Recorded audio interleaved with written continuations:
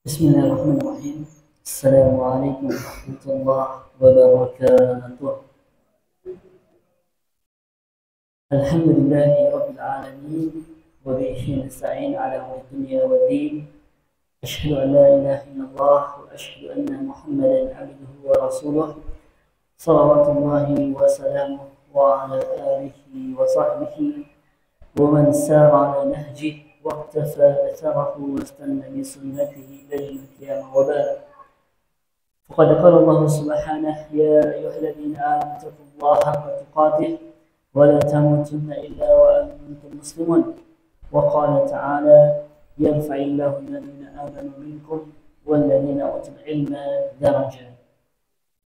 Sidang jamaah maghrib dan isya Masjid Az-Zuhra Kemang Bogor yang diberkahi Allah Subhanahu wa taala. Kita bersyukur bisa dikumpulkan di malam Senin ini, tanggal 16 Muharram 1446 Hijriah, bertepatan dengan tanggal 21 Juni 2024 Miladiah, dalam rangka untuk menuntut ilmu agama Allah, menunggu salat Isya, dan tentu keutamaannya sangat besar. Kata Nabi alaihi wasallam, wa majtama'a qaumun fi baitin min buyutillah yatluna kitaballah wa yatadarasunahu bainahum illa nazalat alaihim sakinah.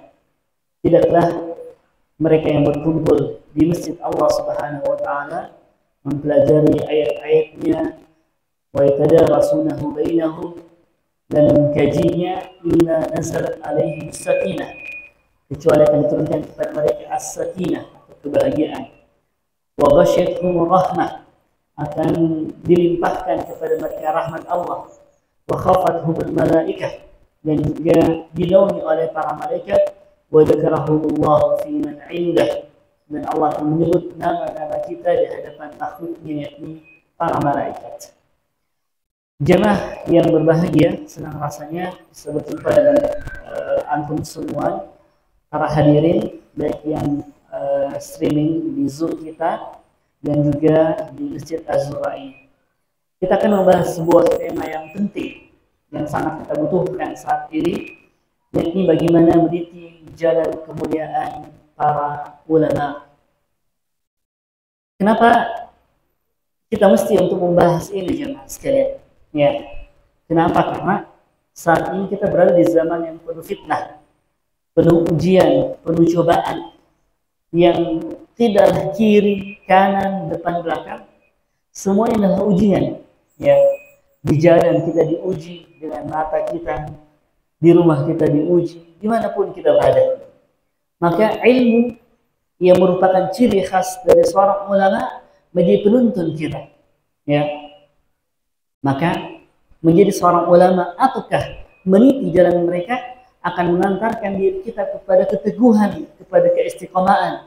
Ya, Abu Dzar Al-Ghifari ketika minta nasihat dari Nabi alaihi wasallam, Nabi cukup mengatakan, ya, ittaqillah, bertakwalah kamu kepada Allah Subhanahu wa taala, sumastaqim, kemudian istiqamahlah. Ya. Tapi zaman ini zaman yang sangat berat. Ya, kita diuji, ya, dari depan kita, dari belakang kita, dari kiri dan kanan kita. Dan itu merupakan komitmen syaitan, ya. Wala tajidu aktsaruhum syakirin. Bahkan engkau, kata syaitan sebagai komitmennya, engkau akan mendapat sangat sedikit di antara hambamu yang bersyukur. Ya, ada banyak kerusakan di sekitar kita, pembunuhan merajalela, pemerkosaan, begal, dan yang lain. Itu tanda jauhnya umat dari ilmu dan sedikitnya ulama yang menuntut atau menuntun para umat ini kepada jalan yang Allah ridhai. Yang kedua adalah justru banyaknya orang-orang jahil yang disebut sebagai alim ulama, ya, tahu bahasa Suryani, tahu bahasa semut, bahasa malaikat, dan dia didudukkan sebagai seorang yang alim. Bahkan santrinya ridha untuk mencium kakinya. Ya, ini merupakan ujian jemaah sekalian. Kita punya PR besar untuk menyadarkan umat ini dari orang-orang yang bahlul murakab, ya, tetapi ya, dianggap sebagai seorang alim. Makanya Nabi SAW ya di antara menyebutkan di antara sebab kerusakan itu adalah ketika para ulama sudah mulai dimatikan. Ya, kita kemarin ada ustadz ya, walaupun kita ada berbeda sedikit, tetapi ya, diwafatkan, bahkan di zaman COVID juga banyak yang diwafatkan. Maka Nabi SAW sudah mengingatkan kepada kita, Inna Allah la yaqbidul ilma intiza'an yantazihu minal ibad. Sesungguhnya Allah Subhanahu wa taala tidaklah mencabut ilmu itu langsung dari para hambanya, tetapi Allah atau Nabi SAW mengatakan walakin yaqbidul ilma biqaddil ulama. Tapi Allah mengambil ilmu ini, mengangkat ilmu ini dengan mematikan para ulama. Hatta idza lam yabqa aliman, sampai jika tidak ada lagi seorang yang alim, yang hakiki, yang memang pantas untuk disebut sebagai seorang alim, ittakhadan nasa ru'usan juhala. Maka para umat ini akan mengambil pemimpin, akan menjadikan seorang guru. Siapa itu? Juhal. Juhal itu apa artinya? Orang jahil, orang yang bodoh. Fasu'ilu, maka orang akan bertanya kepadanya tentang perkara umat ini, tentang perkara agama ini. Fa'aftau bighairi ilmin, maka ia pun akan menjawab, berfatwa tentang masalah agama ini tanpa ilmu. Maka kata Nabi SAW, fadullu wa adul. Dua kerusakannya jemaah sekalian. Apa itu fadullu? Dia akan sesat, wa adullu, dan menyesatkan orang lain. Ya, ini fatalnya. Ya, kalau kita menjadikan orang yang jahil sebagai seorang yang alim, ya, dan ya, kalau kita menjadikan orang yang jahil sebagai seorang yang alim, justru akan semakin membuat kerusakan. Ya, di antara kita tidak mungkin kalau ada yang sakit, ya, datangnya ke tukang las, ya, patah tangannya, datang ke tukang las, minta disambungin, ya, dilas dikasih pen, ya. Enggak kan? Ya. Apatah lagi jamaah sekalian kalau kita bicara tentang ilmu, maka harusnya lebih daripada itu. Kita harus datang kepada tempat yang benar, tabib yang benar, yakni orang yang memiliki rasikhuna fil ilmi, orang-orang yang memang mendalam ilmunya. Yang ketiga adalah kurangnya panutan di tengah umat ini. Ya, kita mungkin mendapati seorang yang alim, seorang yang berilmu, tapi dia tidak punya keteladanan. Ya, kalimatnya kasar, ya, kalimatnya keras, ya, memecah belah umat, ya. Maka ini menjadi sebuah ujian bagi diri kita jamaah sekalian. Maka kita butuh seorang yang alim dan seorang yang memiliki akhlak yang mulia. Yang kata Imam Ibn Qayyim Al-Jauziyah, ya, sungguh aku duduk melihat wajah guruku yakni Imam Ibn Taimiyah adalah sebuah kebahagiaan bagiku. Coba bayangkan zamannya Imam Ahmad bin Hanbal yang hadir, ya, lebih dari 5.000 orang, ya, mirip-mirip, ya, dari peserta jamaah kita ini, walaupun yang tidak kelihatan minal jin, ya, wal malaika, ya, aktsaru min 50.000, ya. Maka apa yang mereka katakan, kami datang untuk melihat bagaimana akhlak seorang Imam Ahmad bin Hanbal, perkataannya, kesejukannya, mutiaranya, ya, dan kalimat-kalimat indah lainnya dari guru-guru kami. Maka inilah yang kering, ya, ketika seorang yang dikatakan alim tapi dia tidak punya keteladanan, ya, dia jauh dari sosok orang yang berakhlak mulia, ya. Maka ini menjadi sebuah tugas kita. Selain kita berilmu, kita juga mampu memiliki akhlak yang mulia yang dengannya kita kemudian berhias dengannya. Kenapa? Kata Nabi SAW, asqalu fi midanin yaumal qiyamah husnul khuluq. Ya, timbangan yang paling berat pada hari kiamat adalah akhlak yang baik. Ya, kita sekarang tidak tahu ini alim atau, ya, alim gimana sih? Ya, kenapa? Karena kita tidak mendapati akhlak yang mulia darinya. Ya, ya, misalnya terlalu dekatan dengan santriwati, ya, ya, atau aneh-aneh, ya, perkataannya, ya, wa na'udzubillah min dzalik. Dan juga jamaah sekalian, ujian yang juga terjadi di zaman kita ini, selain sedikitnya ulama, selain sedikitnya mereka yang memiliki akhlak yang mulia, ya, dan yang ketiga adalah tak mampunya kita membedakan antara yang jahil dan seorang yang alim adalah pragmatisme ulama ketika dekat dengan para umara. Ya. Sangat sedikit di antara mereka yang ketika dekat dengan para penguasa mereka bisa istiqamah. Ya. Ada istilahnya, sebelumnya jadi alim ulama, tapi kalau sudah dapat kursi, ya sudah lupa ayatnya. Ya. Wa na'udzubillahi min dzalik. Ya, ikutnya tidak mampu untuk kemudian teguh pendirian terhadap ilmu yang dia miliki. Ya, kalau sudah dekat-dekat penguasa berubah juga ya orientasinya, tak mampu lagi untuk menasihati dengan benar. Maka inilah kondisi ya latar belakang kenapa kita mengangkat tema penting ini. Bagaimana kemudian kita meniti jalan para ulama. Sekarang siapa sebenarnya disebut dengan ulama? Dan bagaimanakah sifat-sifat mereka jamaah sekalian?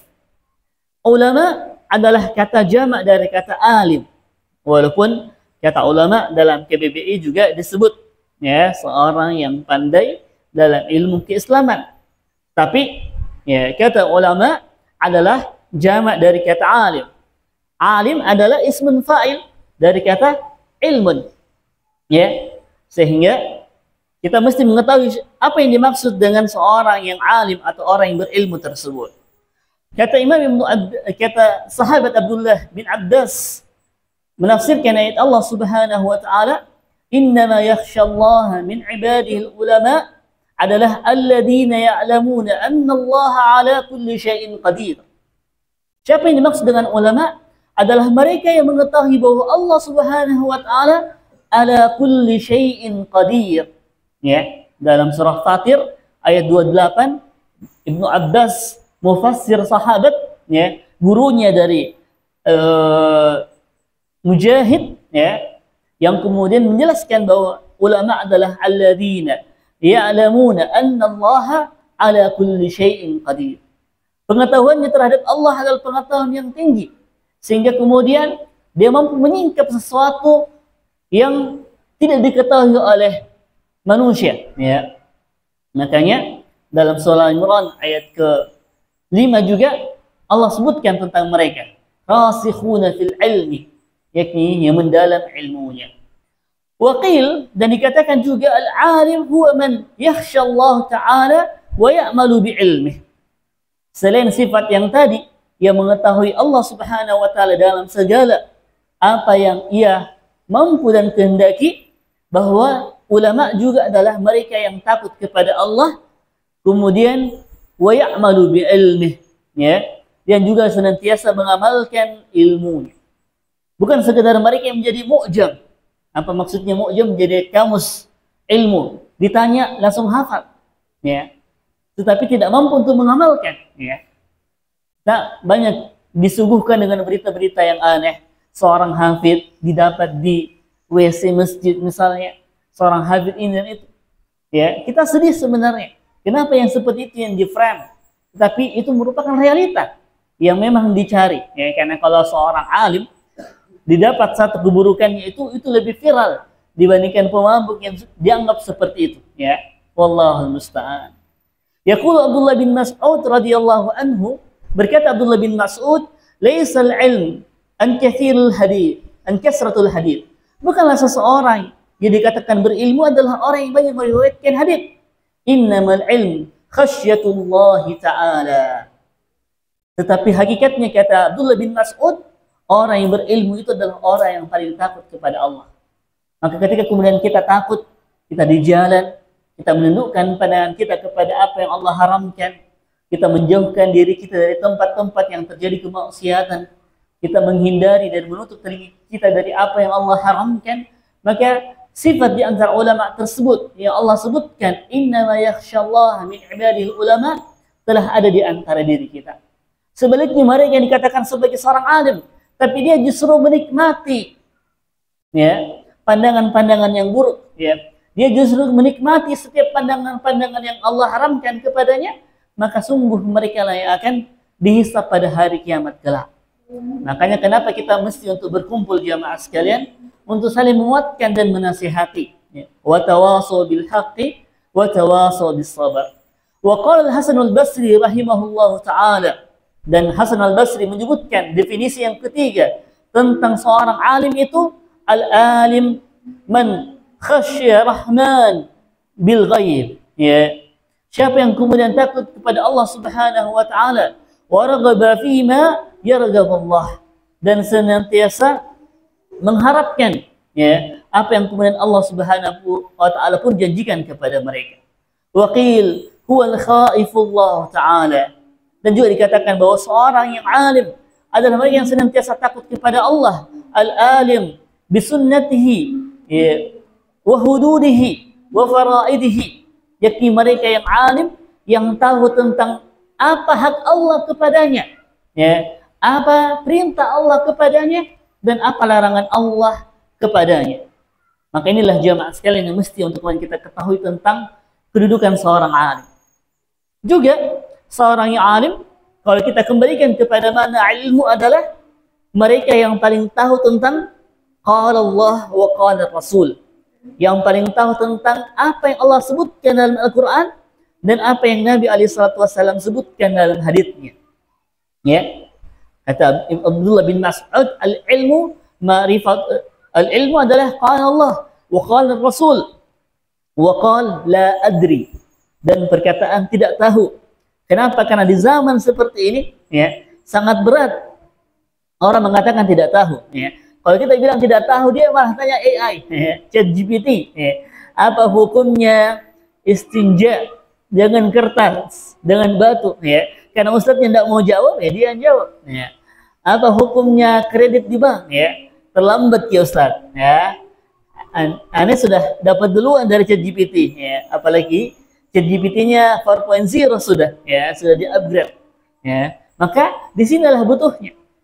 Maka tantangan kita adalah kita mesti mencetak ulama, mencetak dai yang mampu menuntut umat ini kepada jalan yang benar, ya. Makanya jamaah sekalian yang dimuliakan Allah Subhanahu wa taala, kenapa kita harus meniti jalannya para ulama? Kenapa? Karena mereka adalah para pelanjut nabi dan rasul, ya. Nabi SAW bersabda dalam riwayat Tirmidzi, ya, innal ulama warasatul anbiya, bahwa sungguh para ulama adalah pewaris para nabi. Wa innal anbiya lam yuwarithu dinara wala dirham, dan sungguh para anbiya tersebut, para nabi tersebut tidak mewariskan dinar dan dirham, tidak mewariskan real, ya, dolar, rupiah. Ya, walakin yuwarithul ilma, tetapi mereka justru mewariskan ilmu. Faman akhadahu akhada bihadzwin wafir, maka siapa yang mengambil ilmu itu, makalah dialah yang mengambil bagian yang sangat besar. Maka jamaah sekalian, konsistensi kita hadir di pengajian Ahad malam ini, konsistensi kita hadir di Ahad sore dalam tarbiyah kita, dalam kajian-kajian kita, adalah jalan komitmen kita, minimal kita meniti jalan mereka, ya. Ketika Allah bertanya kepada kita atas apa yang Allah berikan kepada kita dari waktu kita, dari, ya, tenaga kita, ya, dari duit kita, maka kita jawab untuk ilmu, untuk mengetahui ilmu yang Allah Subhanahu wa taala berikan kepadanya, ya, kepada Nabi alaihi salatu wassalam. Makanya dalam surah Fussilat ayat 33, ya, ini profesi yang terbaik, ya. Apa kata Allah Subhanahu wa taala? Wa man ahsanu qawla mimman da'a ila Allah. Siapakah yang lebih bagus perkataannya daripada orang yang mengajak kepada Allah Subhanahu wa taala, ya. Mimman da'a ila Allah wa amila salihah wa qala innani minal muslimin. Siapakah yang lebih bagus perkataannya dari orang yang mengajak kepada Allah dan mengamalkan ilmunya, ya. Dan mereka mengatakan, sayalah termasuk orang yang berserah diri, ya. Inilah jemaah sekalian, kita tidak sekedar diajar bagaimana berilmu, tapi kita diajar bagaimana juga mengamalkan ilmunya, ya. Maka kita diajarkan, mahasiswa sadar mungkin diajar untuk puasa Senin Kamis, melaksanakan salat malam atau minimal witir sebelum tidur, ya. Karena sebagian orang tidak kenal witir kecuali Ramadan, ya. Tidak mengenal puasa kecuali bulan Ramadan. Maka jalan-jalan untuk mengamalkan ilmu adalah di antara jalan yang mulia tersebut yang harus kita bekal. Walaupun berat, ya. Daripada mondok di sadar, ya bagus aku jadi Gojek, ya. Dapat duit, ya. Benar nggak? Ya. Ada nggak setan yang bisikan seperti itu? Real kan? Ya, bisa ke sana kemari, ya. Itulah di antara godaan syaitan, ya, menjauhkan kita dari ilmu. Aduh, kenapa aneh bisa sampai di sini ini? Tobat aneh, ya. Kenapa kita ya masuk dalam penjara suci seperti ini, ya? Nggak bebas. Ya, ini di antara godaan syaitan, ya, untuk menjauhkan kita dari keutamaan, ya. Maka jemaah sekalian yang dimuliakan oleh Allah Subhanahu wa taala, kita akan masuk bagaimana jalan meniti kemuliaan para ulama. Jalan yang pertama adalah menuntut ilmu, ya. Jalan yang pertama adalah menuntut ilmu. Dan ilmu yang kita tadi maksudkan adalah apa? Al-Qur'an, As-Sunnah, ya. Qaul ulama dari tabi'in, atba'ut tabi'in, itulah yang disebut dengan ilmu, ya. Makanya apa di antara permintaan Nabi SAW? Ya, ada yang tahu permintaan Nabi? Nabi minta rumah enggak dalam Al-Quran? Ya. Nabi minta tambahan istri enggak? Ya. Minta tambahan anak enggak? Ya. Tambahan kekuasaan enggak? Ya. Jabatan? Enggak ada kita dapatkan itu. Yang ada justru Nabi minta tambahan ilmu. Ya. Allah Subhanahu wa taala sebutkan dalam surah Thaha, ya, ayat 114. Fata'ala Allahul Malikul Haq. Ya. Maka maha tinggi Allah Subhanahu wa taala, raja yang sebenar-benarnya. Wala ta'jal bil Qur'ani min qabli an yuqda ilaik. Dan janganlah kamu tergesa-gesa wahai Muhammad untuk membaca Al-Qur'an, untuk menguasainya, ya. Makanya kalau ada, ya, kalau program sadarnya setahun ini, ya, masuk tergesa-gesa enggak, ya? Ini perlu, ya. Aduh, kelamaan setahun, ya. Breton aja kursusnya 2 bulan kok sudah bisa mahir. Nah, ini di antara godaan-godaan syaitan, ya. Maka justru ya, Nabi SAW justru fayudarisul Quran, ya. Nabi justru diajar oleh Jibril alaihissalam 23 tahun. Coba bayangkan. Setiap Ramadan Nabi ditalaki langsung oleh Jibril Al-Quran ini, ya. Maka bagaimana kita jamaah sekalian? Makanya ketika kita memulai hidup kita untuk menuntut ilmu, baik lewat majelis taklim, majelis tarbiyah, ataupun yang lainnya, adalah langkah awal kita menuntut ilmu dan langkah terakhir kita sebelum kita masuk ke dalam kubur. Kenapa? Karena Imam Ahmad mengatakan ma'al mahbara ilal maqbarah. Ketika seseorang sudah memegang pena, maka pena inilah yang akan mengantarkan kita kepada kuburan kita. Ya, inilah jamaah sekalian. Makanya apa kata Allah Subhanahu wa taala?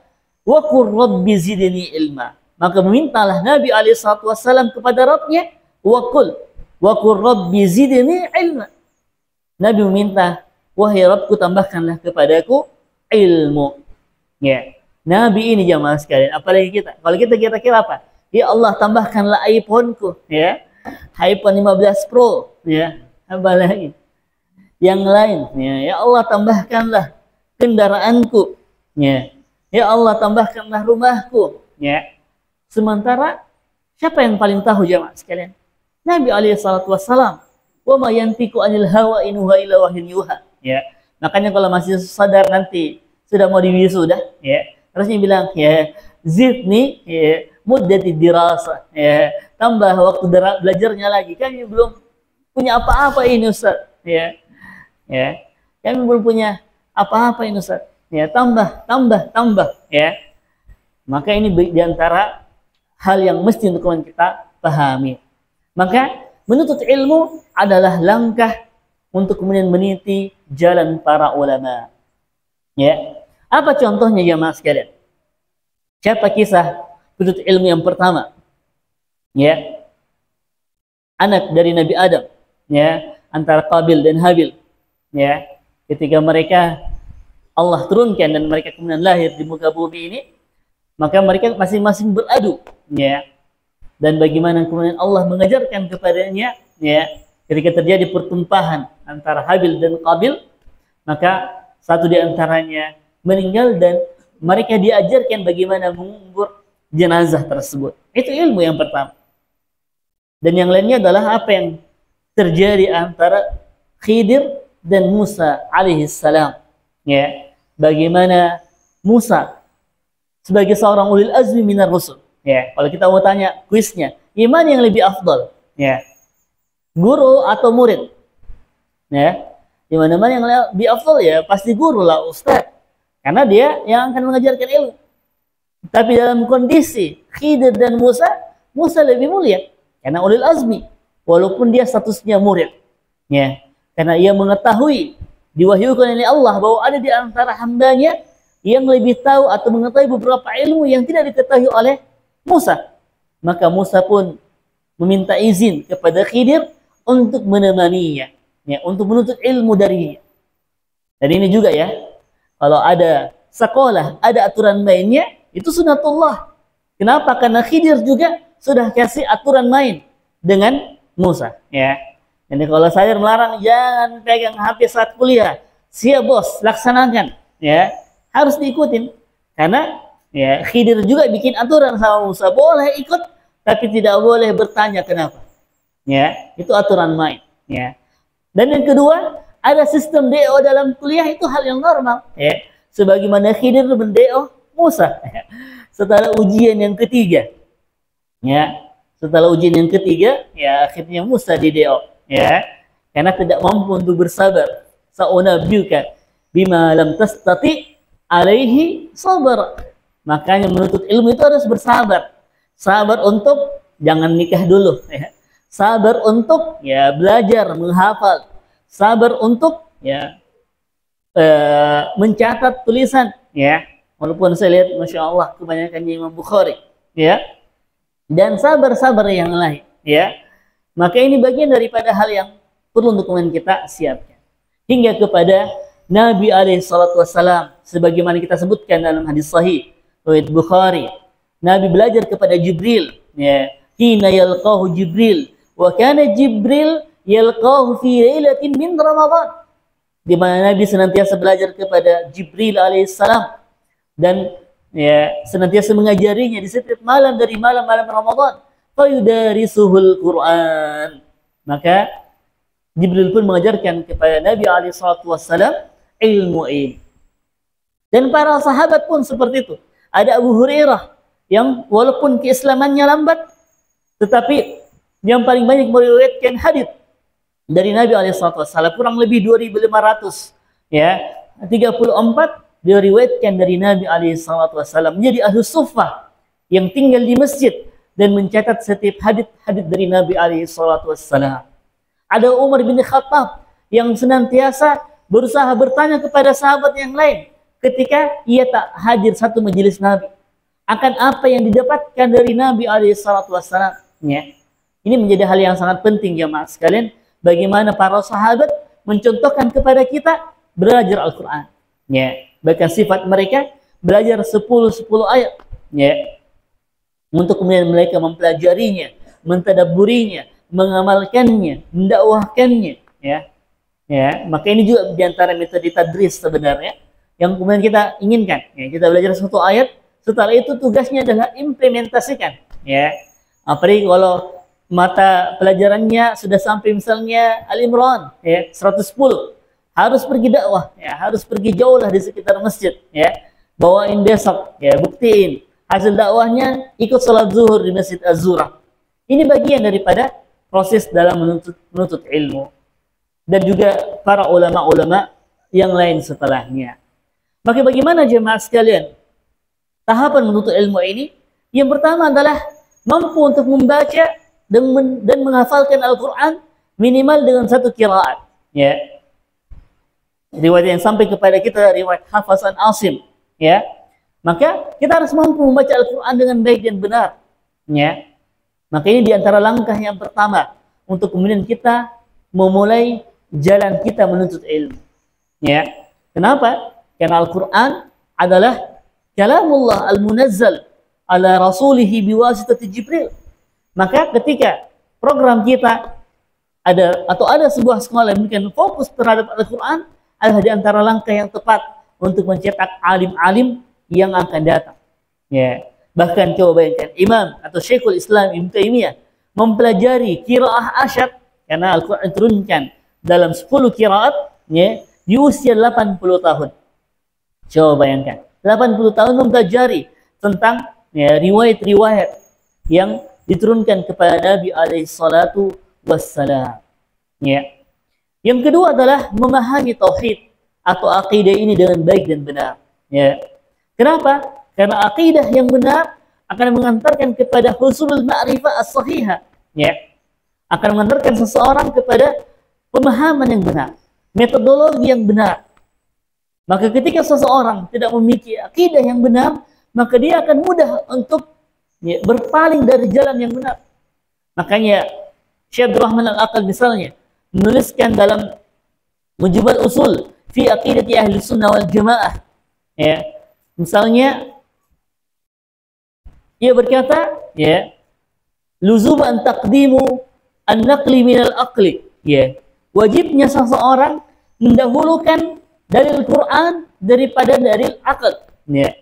Dan ketika terjadi ta'arud bainahuma, ketika terjadi pertentangan antara nakal dan akal, maka wajib untuk mendahulukan nakal atau Al-Quran dari akal seseorang. Apakah logika dan filsafat sesuatu yang tercela? Tidak sama sekali. Tergantung siapa yang menggunakan. Ya. Tergantung siapa yang menggunakannya dan dalam apa. Ya.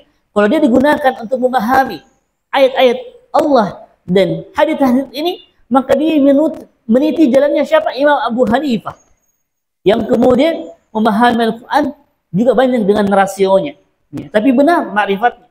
Namun jika keliru, maka dia akan justru tersesat karena mendahulukan akalnya daripada nas Al-Quran.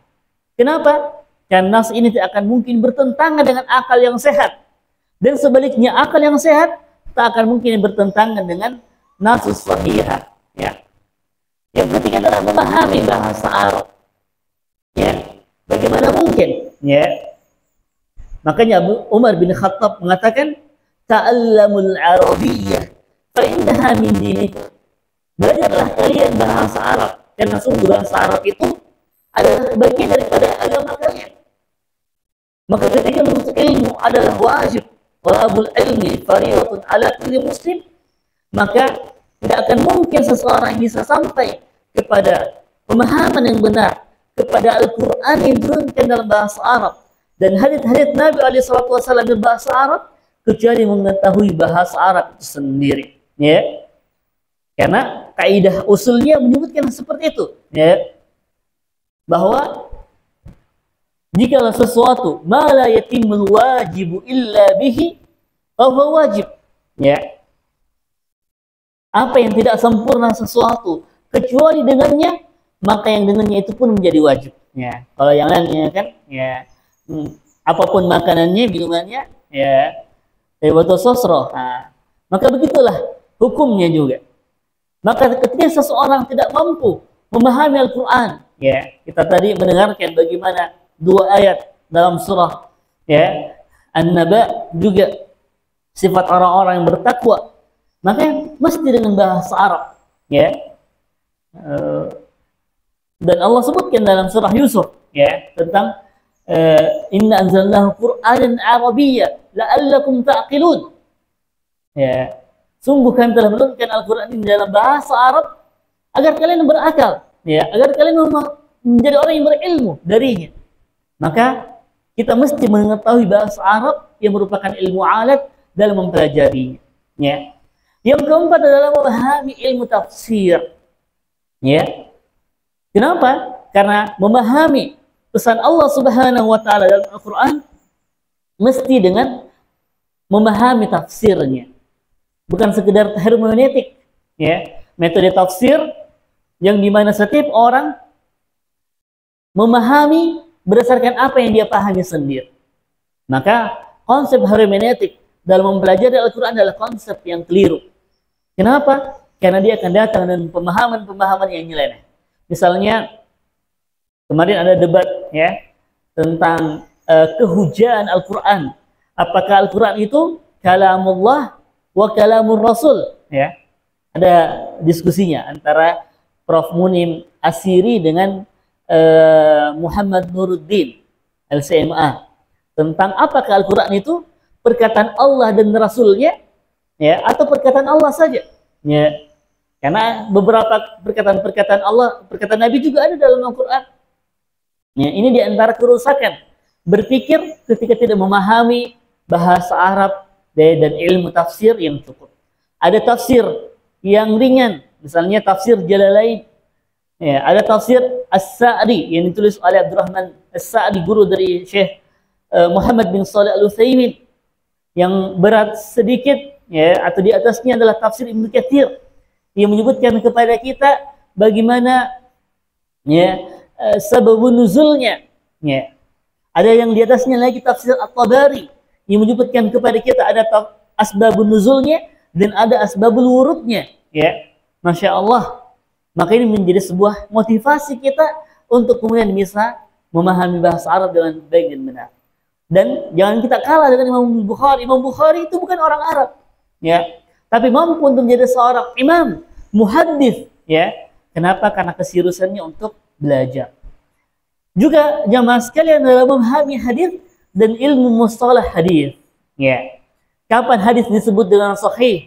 Kapan hadis disebut dengan dhaif? Kapan hadis disebut dengan ilal, ada ilal dalamnya, ya. Kapan disebut dengan munqati, terputus, ya. Masrud hadis sahih. Apa syarat dari hadis-hadis sahih itu? Ya, ya, ittisalus sanad. Ya, kalau syaratnya Imam Bukhari, ittisalus sanad bi riwayatin adl, dhabitin tamma dhabt, min ghairi syadin wala illah. Ya, bersambungnya sanad, ya, diriwayatkan oleh orang yang adil, ya, tidak cacat, ya, tidak ada periwayat, ya, syad wala illah, tidak berpenyakit hadisnya. Itu merupakan hal yang sangat penting untuk kemudian kita ketahui hadis-hadis tersebut. Menghafalkan mutun dan kitab-kitab hadis, ya, menjadi hal yang sangat penting. Ya, mutun al-Baiquniyah jadi hal yang sangat penting untuk kemudian kita mengetahui bagaimana sifat dari hadis itu. Dan langkah yang ke-8 adalah mempelajari fiqh dan usulul fiqh. Ya. Kenapa? Karena inilah yang disusun oleh Imam Asy-Syafi'i rahimahullah dalam kerangka memahami masalah-masalah fiqh yang terjadi. Ya. Apalagi menimbang dan kapan melakukan sebuah proses qiyas terhadap masalah-masalah yang sifatnya muasir atau perkara-perkara yang sifatnya kontemporer. Ya. Selanjutnya, jalan yang kedua, ya, adalah mengamalkan ilmu dan berhias dengannya. Ya, ini sangat penting jamaah sekalian dimuliakan Allah Subhanahu wa taala, karena ilmu laysa fis sutur, lakinnal ilmu fis sudur. Ya. Allah Subhanahu wa taala menyebutkan dalam ayat kelima, "Matsalul ladzina hummilut taurata tsumma lam yahmiluha kamathalil himari yahmilu asfara." Bi'sa masalul qaumil ladzina kadzdzabu biayatillah wallahu la yahdil qaumaz zalimin. Perumpamaan orang-orang yang diberikan tugas membawa Taurat itu namun mereka tidak mengamalkannya adalah perumpamaan keledai membawa kitab-kitab yang tebal. Ya, sangat buruk perumpamaannya karena mereka mendustakan ayat-ayat Allah Subhanahu wa taala, ya, wallahu la yahdil qaumaz zalimin. Keledai kalau bawa buku, ya, bermanfaat tidak? Ya, tidak. Sama kita ini, kita bisa download ribuan buku, ya, dalam Android kita, Play Store kita. Tapi kita sangat jarang untuk membaca buku, ya. Yang seru ya baca medsos, ya, tentunya. Padahal, ya, jalan-jalan untuk hal tersebut sangatlah mudah, ya. Maka bagaimana cara mengamalkan ilmu ini, ya, adalah mengetahui keutamaannya, ya, tentang orang yang mengamalkan ilmu, ya, dan bagaimana caraan orang-orang yang tidak mengamalkannya, ya. Bahkan perumpamaan ulama itu adalah perumpamaan, ya, antara bulan dan bintang, ya. Bagaimana keutamaannya yang sangat besar, yang memberikan cahaya pelita di tengah-tengah umat. Yang kedua adalah dengan mengamalkan ilmu, seseorang akan memiliki sifat sabar dan tawadhu. Ya. Dia tahu kapan dia bisa berbicara, kapan dia harus diam, kapan dia harus memberikan ijabah, jawaban, dan kapan dia harus mengatakan la, wallahu a'lam. Sebagaimana Imam Malik ditanya 40 pertanyaan, hanya 4 yang dia jawab, 36-nya beliau mengatakan la adri. Ya. Yang keempat juga, langkah mengamalkan ilmu adalah berusaha mensinergikan antara perkataan dan perbuatan kita. Ya, begitulah sifat para ulama dahulu. Makanya kita ini lahir di zaman yang lebih banyak ya khutbahnya daripada alimnya, ya. Dan itulah seburuk-buruk zaman ketika lebih banyak khutbahnya, orang suka ceramah tapi tidak suka mengamalkan ilmunya. Ya, maka kita justru mesti dekat-dekat dengan mereka. Maka jemaah sekalian, waktu yang sangat terbatas, kita akan nanti share filenya. Ada langkah ketiga, yakni mendakwahkan ilmu. Tetapi meniti jalan ulama adalah jalan yang paling mulia yang harus kemudian kita pikirkan dari sekarang. Baik kita sebagai seorang kepala keluarga maupun calon kepala keluarga, maka menjadi seorang yang meniti jalan alim adalah jalan yang sangat penting. Saya menutup akan hadits Nabi SAW, kun aliman, jadilah kalian seorang alim, au muta'alliman, atau seorang pembelajar, au mustami'an, atau orang yang mendengarkan ilmu, au muhibban, atau yang mencintai ilmu dan para ulama tersebut. Wala takun khamisan fatuhrik, dan janganlah kamu menjadi orang yang kelima. Siapa itu selain dari 4 ini? Karena engkau akan binasa. Wallahu alam. Subhanaka asyhadu an la ilaha illa anta astaghfiruka wa atubu ilaik. Semoga bermanfaat. Assalamualaikum warahmatullahi wabarakatuh.